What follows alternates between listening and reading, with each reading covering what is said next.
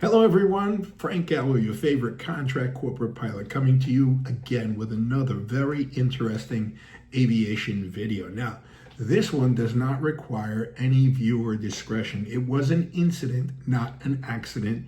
No one perished, but many lessons were learned from this.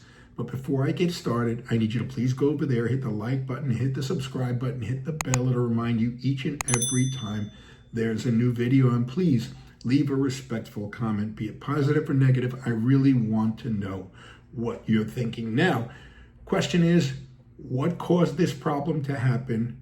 How did the crew react to it? And what was the outcome? Let's go to the video and check it out.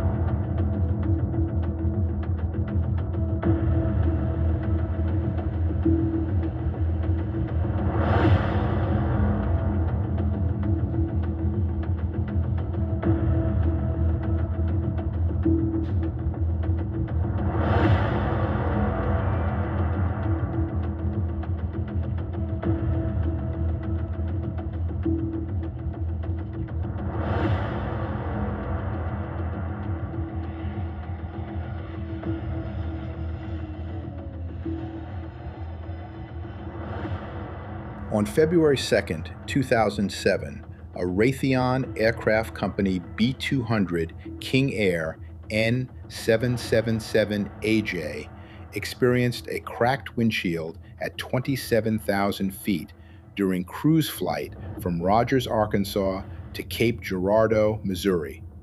The flight was under Part 91 General Aviation rules and carried two pilots, one of whom was not qualified for the aircraft. What happened? The cockpit voice recorder, CVR, recorded the sound of the windshield fracturing while the company pilot was in the cabin emptying trash. The pilot immediately depressurized the cabin and put on oxygen masks, but could not get oxygen flowing.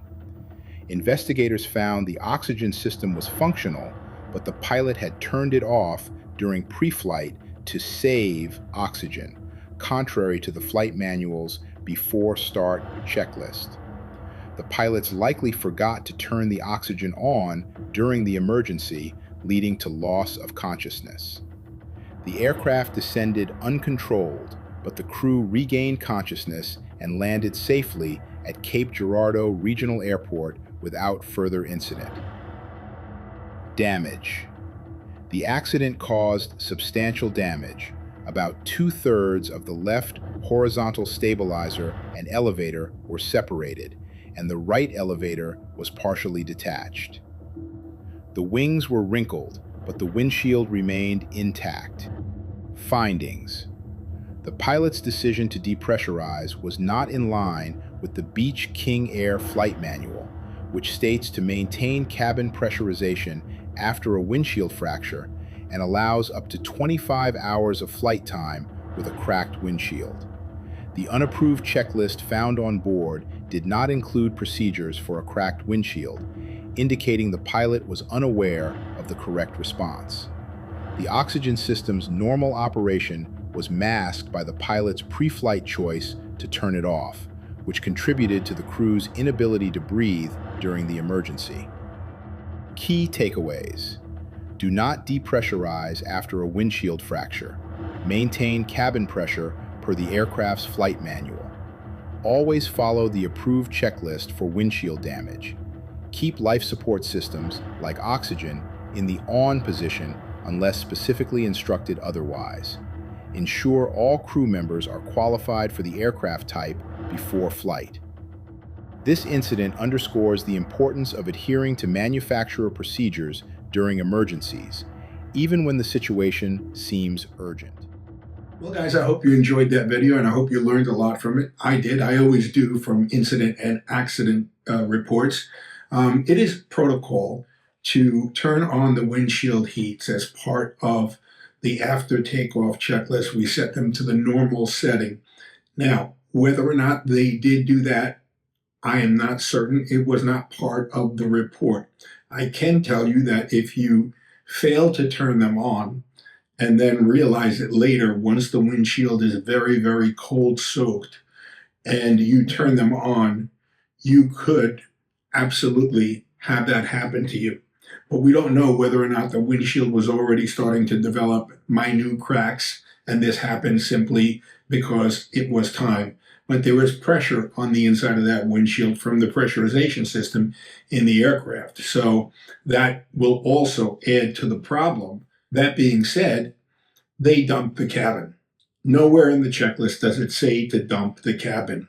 What you can do is ask for a lower altitude from ATC. This way the pressure relief valves will open naturally slowly and let out some of the pressure as you descend. Of course, you have to set the pressurization for that, but to dump the cabin at 27,000 feet is catastrophic. Now, keep in mind that they did put on their oxygen masks, but they had turned it off before they took off. So there was going to be no oxygen available for them. They didn't realize that they had left it off and didn't go to turn on, that's pull the handle that is closest to the captain's seat and get oxygen flowing. But unfortunately, they didn't do that, and they lost consciousness. And by the grace of God, they regained consciousness at around 7,000 feet and took control of the airplane and landed it uneventfully. As a common practice, I do not turn off the oxygen until the last flight of the day is over. It's part of my last flight of the day shutdown checklist. So, you've got to stay on top of these things, and oxygen is also part of the manufacturer's checklist. So, guys, this could have been avoided. Thank God it didn't lead to anybody dying or getting killed, either in the airplane or on the ground. But again, lessons learned. This time it wasn't written in blood, thank God. But it was certainly a very, very scary situation, and it could have turned out really bad.